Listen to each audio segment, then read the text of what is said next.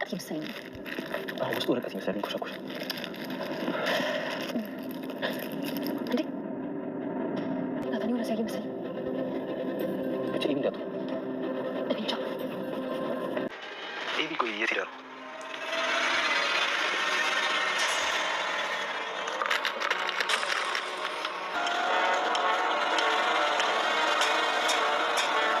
ናታን እየፈለክ?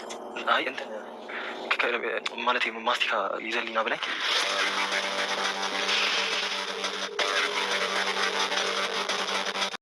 ከብዙ ጊዜ ፍለጋ በኋላ ናታን የደበቀውን የአደራ መልእክት ኤቢ አግኝታም ነበር። አቶ ደረጀ አሁንም ለወይዘሮ ማርቲ ያስጨነቀውን ጉዳይ አልተናገረም።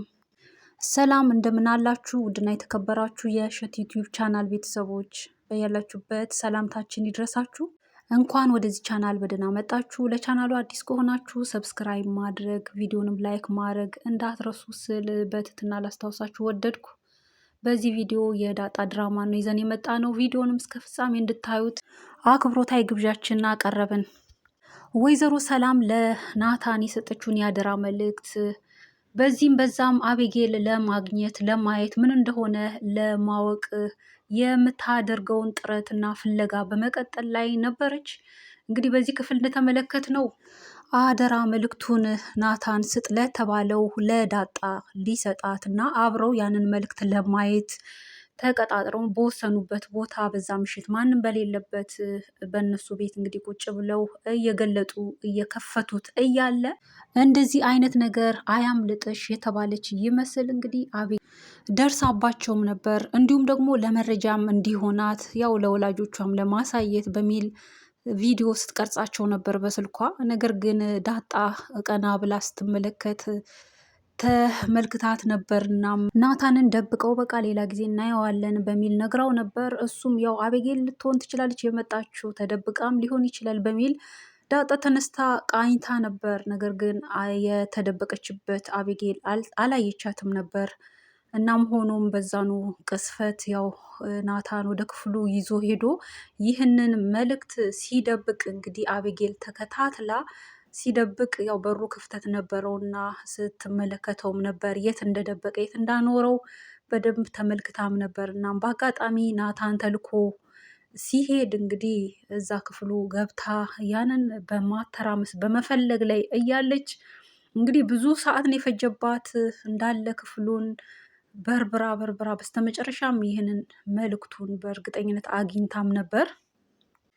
ናታንም ከሄደበት ከተላከበት መጥቶ ሲመለከት ያው አቤጌል የለችም የት ናት ሲል ያው ልቡ ፈርቷል። ያንን ነገር እንግዲህ አርቆ እንዳልደበቀው ውስጡ ስለሚያውቅ ምናልባት እዛ ሆና ይሆን ብሎ ውስጡ ስለጠረጠረ አቤጌል የት መሆኗን ሲጠይቅ ዳጣ ደግሞ ያው ምናልባት አንተ ክፍል ልትሆን ትችላለች ስትል ያው ይበልጥ ጥርጣሬውን እንዲጨምር የሚያደርግ ነገር ነበር ይህ ምላሽ።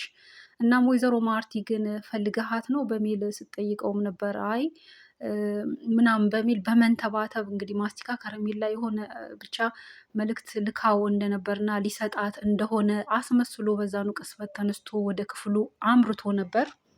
እንግዲህ ናታን አቤጌል ላይ ደርሶባት ይህንን መልእክትም እንደሚቀማት ነው የምንገምተው። ምክንያቱም ኦልሬዲ ቤት ገብቷል። እንደገና ደግሞ ክፍልህ ልትሆን ትችላለች ሲባል ቀጥታ ወደዛ ነው የሚያመራው። ያ መልእክት ደግሞ በደንብ የታሸገ ነው። በተደጋጋሚ ተጠቅልሎ የታሸገ ወረቀት እንደመሆኑ ያንን በመፍታት ላይ ነው እሷ በዛኑ ቅስፈት የነበረችው እና ያንንም ፈታ መልእክቱ ጋር ሳትደርስ ምን እንደሆነ ያንን ነገር ሳታየው ያው ናታን እንደሚደርስባት እና እንደሚቀማት ነው። እንግዲህ በዚህ ልክ አቤጌል የሰውን ሚስጥር ለማወቅ ያላት ትግል ጥረት የምትሰጠው ጊዜና ትኩረት በጣም የሚገርም ነው።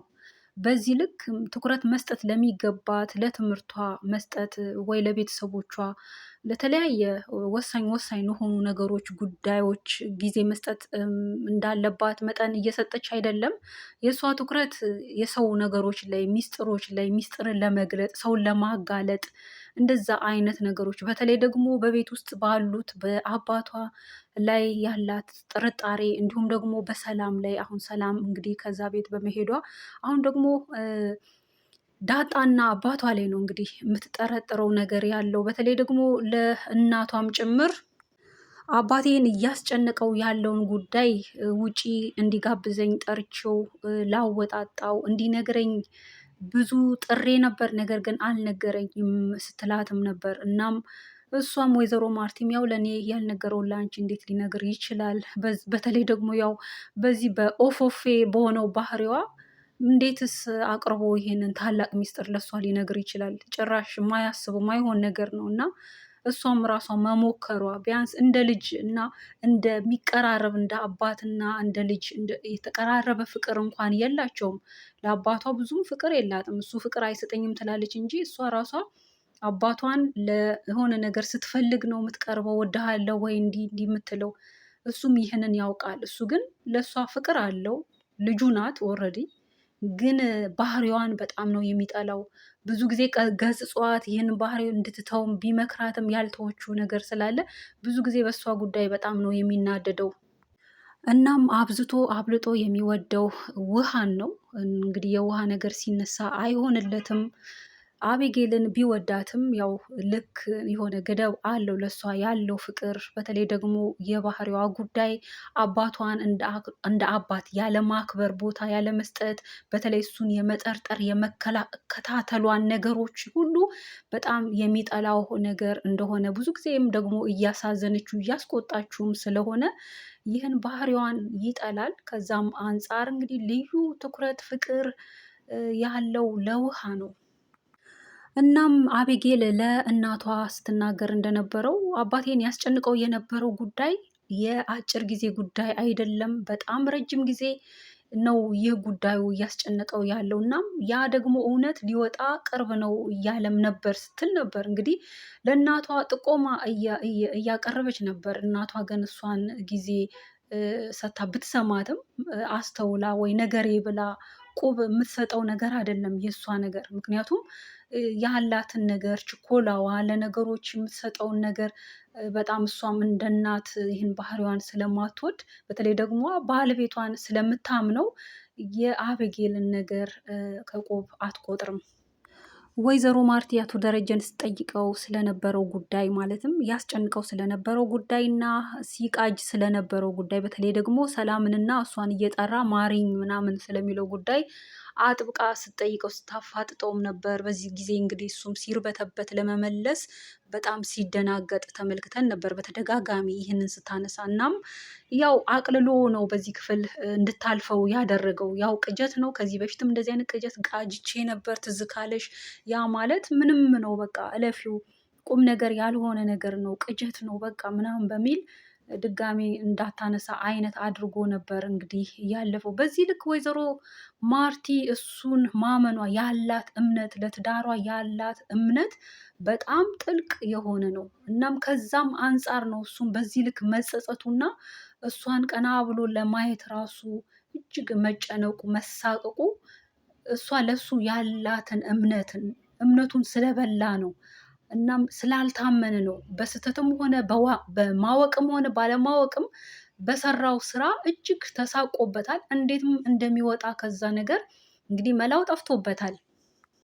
እሷ ግን ነገሮች ሁሉ መፍትሄ ስላላቸው አጋራኝ፣ ይቀልሃል፣ የከበደህ ነገር እንዳለ ይሰማኛል፣ ተረድቻለሁ፣ ከባድ ነገር ገጥሞሃል፣ ያንን ብታወጋኝ ይቀልሃል፣ መፍትሄን እናገኝበታለን ስትለውም ነበር እንጂ ያው እንዲነግራት እንደዚህ ጠበቅ አርጋ ረገጥ አድርጋም አልያዘችም፣ አላስጨነቀችውም። ነገር ግን ያው መጠየቅ ባለባት መጠን ጠይቀዋለች። እሱ ግን ያው ለመናገር ፈቃደኛ አይደለም።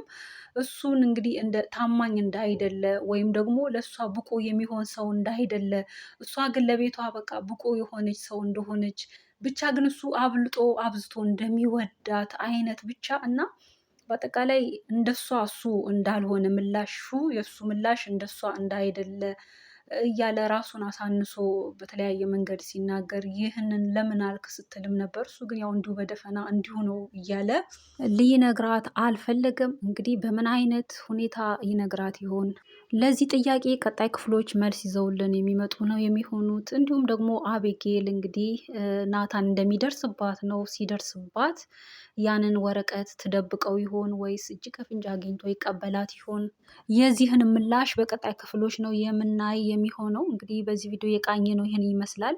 ቪዲዮን በማየት እስካሁን አብራችሁን ስለቆያችሁ ከልብ አመሰገንኩ። የእናንተንም ሀሳብ አስተያየት በኮሜንት አስፍሩልን እያልኩ በዚህ ተሰናበትኩ። በያለንበት ቸር እንቆይ።